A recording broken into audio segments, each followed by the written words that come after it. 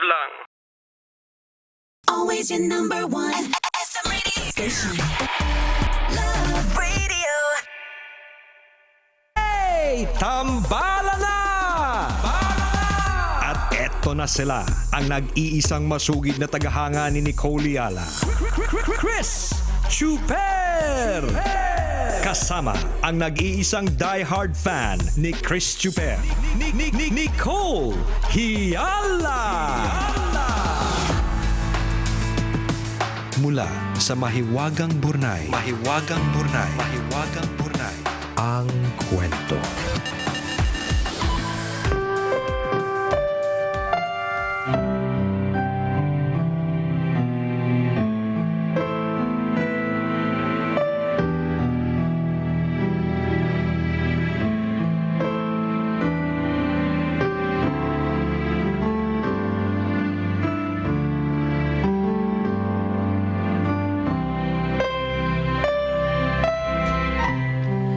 OFW si Mama. Nagsimula siyang mag-abroad nung mahuli niya si Papa na may kalandian sa text noong 2010. Bata pa ako noon at hindi pa masyadong malinaw sa akin ang lahat. Basta ang alam ko lang, nagsimulang maging magulo ang buhay namin nang magtrabaho si Papa sa Maynila. Sa huling pagpunta ni Papa sa Maynila ay hindi na siya muling nagpakita sa amin. Sa kabilang banda ay naging maswerte naman si Mama sa naging amo niya dahil mabait ito sa kanya. Pinapayagan siya nitong magbakasyon taon-taon. Minsan ay nakakauwi siya at nakakapagbakasyon ng 2 linggo. Minsan kapag may gagraduate sa aming magkakapatid, nakakauwi naman siya ng 1 linggo. Hindi na mahalaga sa amin kung ilang araw siya nakakauwi sa amin. Basta nakakasama lang namin siya. Pero habang lumalaki kami ay nag-iba na ang aming mga ugali. Lalo na ako. Naging mabarkada ako at nagkaroon ng mga bisyo. Naging madalang na din ang pagbubukas ko ng Messenger at Skype na tanging paraan ng komunikasyon namin ni Mama. Naiinis kasi ko sa pagbubunganga niya at sa mga message niya na puro pangaral. Minsan nga, inaabot ng 3 linggo na hindi ko binubuksan ang messenger ko. Nagre-rebelde ako sa hindi ko malamang dahilan. Hanggang sa umuwi na naman si Mama ng Pilipinas para magbakasyon. Sinabi niya na sa pagkakataong ito ay magtatagal na siya ng 1 buwan. Nainis ako dahil sa loob-loob ko, hindi na ako makakagalaw ng malaya. Hindi na ako makakalabas at makakapagbisyo kung nandyan si Mama. Pero napansin ko na araw-araw ay umaalis si Mama. Minsan maaga pa lang umaalis na siya. Minsan naman hapon at minsan buong maghapon. Natuwa ako dahil pwede akong umalis basta uuwi ako bago siya bumalik. Minsan pa nga hindi niya nalalaman na umalis ako kasi nakakabalik na ako bago siya umuwi. Binibilang ko ang mga araw na matatapos ang bakasyon niya nang sa gayon, happy-happy na ulit akong mag-isa. Gusto kong tadyakan to. Nakakairita ka. Sa huling 3 araw niya sa amin, umalis na naman si Mama. Sabi niya sa kuya ko baka hindi na siya makauwi sa gabi kaya nagplano agad ako ng paggala. Pagkaalis ni Mama niya ay humingi ako ng pera sa kuya ko at dali-dali akong umalis. Dahil alam kong wala si Mama ay nagpaumaga ako sa piling ng aking mga barkada. Nagpakalasing, umubos ng ilang pakete ng yosi at nakailang quickie pa sa mga babaeng katabi. Kinaumagahan, umuwi ako masakit ang ulo, lutang at wala sa wisyo. Pagdating ko wala pa ring tao sa bahay kaya tuloy-tuloy ako sa kwarto. Maghapon akong natulog at gabi na nang magising ako. Naalimpungatan ako dahil sa isang masamang panaginip. Sa panaginip ko daw ay patay na si Mama. Sa sumunod na mga araw, may natuklasan akong lihim na itinatago ni Mama. Nagbakasyon siya sa Pilipinas ng 1 buwan para ipa-check up ang nararamdamang bukol sa tiyan. Sa huli ay nalaman namin na may cancer na pala si Mama. Hindi ko napansin ang mga pag-alis-alis niya dahil nakatutok ako sa pansariling kaligayahan. Naghinala pa ako na pumupunta lang siya sa mga kaibigan niya o may jowa siyang itinatago sa amin. Ang hindi ko alam, nagpupunta pala siya sa mga doktor at albularyo at umaasang gagaling pa siya. Naalala ko yung mga araw na inaantay ko siyang magbalik sa abroad para maging malaya na ako. Isang araw na tauhan na lang ako dahil tuluyan nang namaalam si Mama. Binawian na siya ng buhay dahil sa kanyang malalang karamdaman. Hindi ko na malayang nawala siya dahil sa aking pagkabulag sa pagkawalwal. Hindi ko napansin ang pangangayat niya at ang paghiga niya na nakabaluktot habang hawak ang tiyan. Hindi ko pinansin ang minsang pagkagising ko sa gabi dahil sa ungol ni Mama na parang nahihirapan kasabay ng mahinang pagsinghot. Wala akong binigyang pansin sa mga senyales ng kanyang pagkakasakit. Ngayon ay 40 days ng pagkawala ni Mama. 45 days nang hindi ko naririnig ang pagtawag niya kapag handa na ang pagkain. Kapag ipapaabot niya ang sipit ng damit sa tuwing naglalabas siya. Ang paghingi niya ng plastic para sa basurahan. Ang palagi niyang pagyaya sa amin para samahan siyang mamalengke.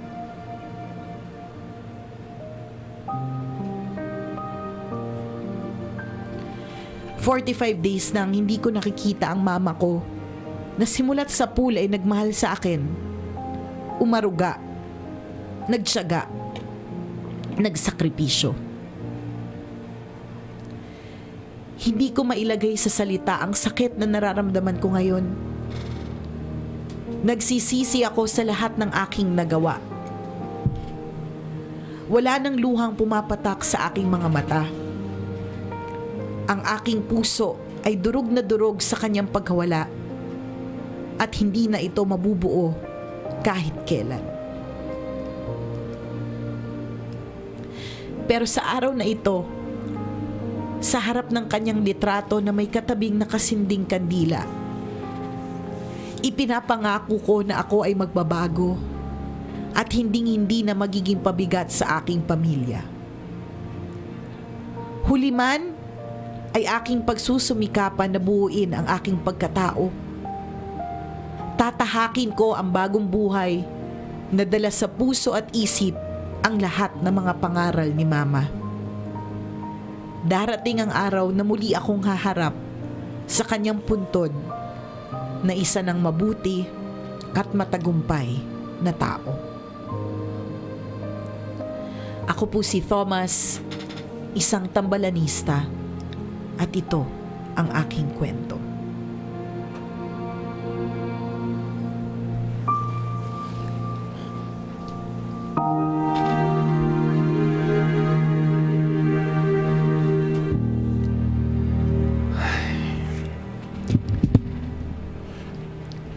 Nakakalungkot naman. Ako marami na ako napakinggan na ganitong klase ng kwento na talagang yung mga anak na naging pasaway sa mga magulang nila, naging rebelde sa mga magulang nila, pero isa lang talaga ang naging kinahinatnan sa bandang huli. Lahat sila nagsisi.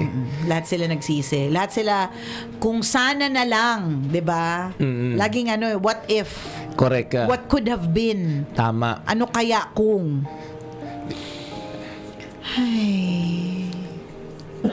May kakilala nga ako ganun nung buhay pa yung tatay kung bastos-bastusin, sinasagot ng pabalang, minsan nga minumura pa eh. Di ba? Eh, nung nawala yung tatay, Sising-sisi. sising-sisi. Gusto niyang iparamdam yung pagmamahal sa tatay niya, kaya lang wala Paano pa? na. Diba? Huli na ang lahat. Yun yung pinakamasaklap sa lahat eh. Kailan mo pa ipaparamdam yung Tama. pagmamahal kapag ka nawala na. Tsaka yan, ganyan tayo eh. Hindi naman wag nating i-exclude ang mga sarili natin. Tayo din, 'di ba? At some point, naging rebelde At tayo. some point, 'di ba, kapag ka nangangaral ang magulang, naiirita na tayo. Ba yan? Kainis. Buisit Correct. naman, ano ba yan? Lagi na lang pangaral, wala na akong ginawang tama, ganyan. Tama. Eh, lagi mong tatandaan, hindi ka naman papangaralan kung may ginawa kang tama. Correct. Ano, trip-tripan lang to. ano, unless humahatak at bumabatak yung nanay mo. 'Di ba? At least nag-a-addict. Kaya Correct. ganun siya. Pero kung hindi, kung normal siya, na kaya siya nangangaral kasi ayaw kanyang, 'di ba? Ayaw kanyang Napapahama. napapahama kapag ka pinapangaralan kanya na, ano ba naman yan? Lagi ka na lang umuuwi ng late. Ano ba naman yan? Hindi ko trip yung tropa mo kasi walang ibang ginawa yung tropa mo kundi tumambay, magwalwal, uminom, magyosi. Ano ba naman yan? Hindi ka nag-aaral. Ganyan-ganyan yung mga nanay Oo. talaga. Masakit sa tenga, di ba? Pero hindi ba't kaya kami ganito? Kaya kami nagsasalita ng ganito? Kasi nakikita namin na papunta ka dun sa mali eh. Tama. Gusto ka naming itama. Gusto namin maging maayos yung life mo. At yun yung hindi natin naiintindihan bilang mga bata. Akala lang natin nagagalit sila ng ganun-ganun. Akala lang talaga natin, trip-trip lang nila yun. Pero kung nanamnamin mo, totoo pala, no? Lahat ng sinabi ng mga nanay at tatay natin noon, para sa kabutihan din natin. Na kung sana sinunod natin yung mga salitang yun, at hindi natin kinonsider na parang sermon, di ba? Dapat inisip natin, aral to para sa akin, lahat ito ay para sa akin, di sana hindi ka nagsisi ng ganyan. Di ba? Sana hindi ka nagkaroon ng panghihinayang. Di ba? So, wag po nating minamasama kung ano yung sinasabi ng nanay at tatay natin. Yes, nakakairita pa minsan-minsan. Pero uulit-ulitin natin, ito ay para din sa atin. Para sa ating kabutihan. And tandaan mo, katulad nitong si Thomas, 'di ba? Nasa huli yung pagsisisi. Pero ang kagandahan, 'di ba? Gusto niya pa rin patunayan sa nanay niya na he can still be a good person. Nagustuhan ko yung sinabi niya doon sa huli na dadating din yung araw na makakaharap ako sa puntod ng nanay ko na isang bago at matagumpay na tao. Gawin mo 'yun. Wag kang ayan ka na naman eh. Mamaya promise ka kasi malungkot ka. Kasi hindi mo naman gagawin, 'di ba? Correct. Ganyan tayo, nagde-decide tayo kapag ka malungkot tayo, kapag ka galit tayo, kapag ka highly emotional tayo. Gagawin mo ba? Gawin mo. Di ba? Walk your talk ka. Oo. Hindi mo sasabihin lang, kailangan gawin mo lang yan para makabawi ka naman sa nanay mo. Tama. Di ba? Kaya sa tatay mo. Ang masakit lang dito is nakita mo yung value ng nanay mo in a hard way. Kung saan wala na siya, hindi mo na masasabi yung yun ang nakakalungkot. Correct. Tsaka isa pang sinasabi dito ng Mahiwagang Burnay, maging observant tayo sa mga magulang natin. 'Di ba? Minsan kasi parang akala natin bata pa sila eh. But when when you look at them, you will realize hindi na nga pala sila bata. Mahina na 'Di ba? sila. Mahina na sila. Laylay na yung mga balat, yung mga dating mga nakabanat na ganyan, hindi na banat. Yung mga kamay na dating Magaganda maarte pa. at mapapilantik hindi na pala. Kulubot na pala. 'di ba? Tingnan mo 'yan. 'Di ba hindi mo napansin na nangangayayat na yung nanay mo, na may nararamdaman palang kakaiba, na may mga ungol sa gabi na hindi maganda, 'di ba? Kasi kinainisan mo pa. Ano ba yan? ang ingay-ingay naman, ungol pa, 'di ba? Kasi yan tayo makasarili. Correct. Sarili lang natin yung iniisip natin. Tama. So, tama yun. Sinabi mo, partner, maging observant. Kasi yung mga nanay natin, at tatay natin, hindi lang po talaga sila dumadaing. Di ba? Nahihiya lang sila paminsan-minsan. Pero kung pakikiramdaman mo, nangangailangan sila. Di ba? Kailangan nila ng karamay, kailangan nila ng sustento. Correct. kailangan nila ng kalinga at pag-aaruga Yan. at sustento. Hindi, yung sustento, ano naman yan? Parang ano na yan, parang bonus. Tama, di ba?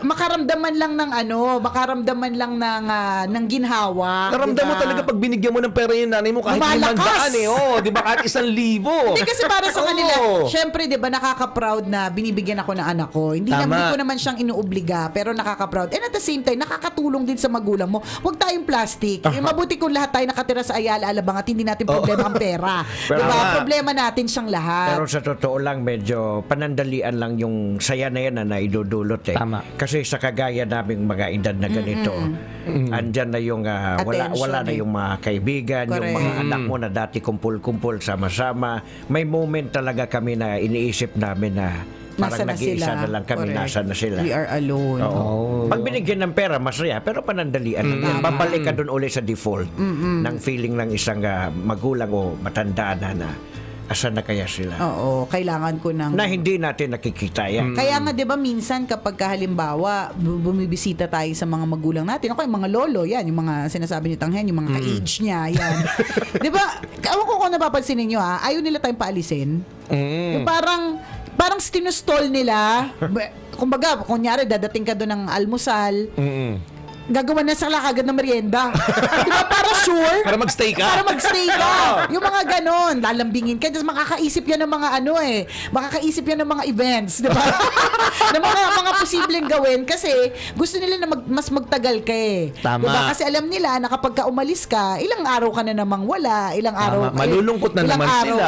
Ilang araw na naman silang mag-isa. Ito pinag-uusapan natin yung mga ganitong klase ng kwento. Sana magkaroon ito ng appeal dun sa mga sa mga teenagers. Ito yung edad kasi na na walwal, rebelde, Mayabang. masyadong believe sa sarili, na sana hindi rin dumating yung point na magsisi tayo sa bandang o kayo sa bandang huli. 'Di ba? So gawin niyo na po habang nandiyan pa, malakas pa yung nanay ninyo, kasi talagang darating sa point na mas bida yung mga kaibigan nyo kaysa sa mga nanay at tatay ninyo. Totoo yan. Darating yung point na mas pinaniniwalaan ninyo yung mga jowa. tropa ninyo Oo. kaysa sa nanay at tatay nyo. Minsan nga kontrabida yung nanay at tatay nyo sa Correct. buhay nyo eh. Kasi nga mas pinaniniwalaan nyo yung mga kaibigan mo, yung tropa mo, yung barkada mo. Pero sa bandang huli, lahat ng mga tropa mo mag-aalisan yan at babalik ka rin sa nanay mo. Sana Correct. hindi pa uli ang lahat. Tsaka yung tropa mo pwede kanyang pagtaksilan. Pwede Yung kang traidorin. Yung nanay mo hindi niya yan gagawin sa iyo. Tama. Ito din dapat siksik nyo sa mga kukote nyo, mga millennials. Yan. Makinig kayo ha. Yung panahon nyo na magsaya, mahaba pa yan kasi bata pa kayo. Tama. Pero yung panahon na makasama nyo yung mga magulang nyo, hindi natin masasabi kung Kailan. kailan. Pwede Tama. bukas, next week, susunod na buwan. Correct. Hindi natin masasabi. Siguro yung mga edad ng mga magulang natin ngayon, di ba, 50, 60. Kasi malapit-lapit na po talaga yun kung tutusin. So namnamin yung mga oras na nalalabi talaga. Kasi bago pa natin na maramdaman yung pagsusisi at bago pa tayo mahuli. Correct. Maraming salamat, Thomas. I'm sure it was very difficult for you to write that story. Hindi madali yung pagsulat Fresh pa na napakasariwa. Pero kung it was therapeutic for you, kasi 'di ba ganun 'yon, pag may problema ka, parang lahat ng tao kinikwentuhan mo. 'Di ba pansin mo 'yon, pag broken heart ka, lahat ng tao kinikwento mo kung bakit ka broken hearted, kasi paraan mo 'yun para gumaan yung Outlet. pakiramdam. Oo. So Nailabas mo. maaaring therapeutic yung pagsulat mo. It took all the courage for you to write this story, and we admire you for that. And you walk your talk, sabi nga ni Chuper. Gawin mo yung dapat mong gawin. Huwag kang promise dyan Oo. sa picture ng nanay mo nang hindi mo naman gagawin. Di ba? Mamaya, yayain ka na naman ng tropa mo mamaya. Sige, tara, walwal tayo. Nakalimutan mo na naman sa nanay mo. Makalimutan mo naman. Wag naman sana, ha? At kung ikaw ay meron ka ring kwento katulad nitong kay Thomas, pwedeng madamdamin. Pwede din namang hindi masyado. Pwede nakakalurky, nakakatakot, nakaka-stress, nakaka-confuse. Nakakakilig. Oo, pwede nyo kaming i-email. Send your stories at mahiwagangburnaystory@gmail.com. Malay mo, kwento mo na ang ating pag-uusapan sa mga susunod na araw. Kaya send na. Gotta go mga kabisyo. Enjoy the rest of your day. Muli ako po si Nicole Yala. At ako naman si Cambio King Chris Na Chuper. nagpapaalala, Walang matatag na relasyon sa malanding may determinasyon. Yun! Ang programang Walang Problema, Hey Tambala Na, ay hatid sa inyo ng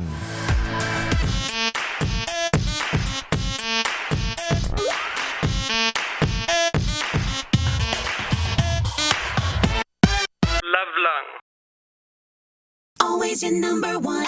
SM Radio Station.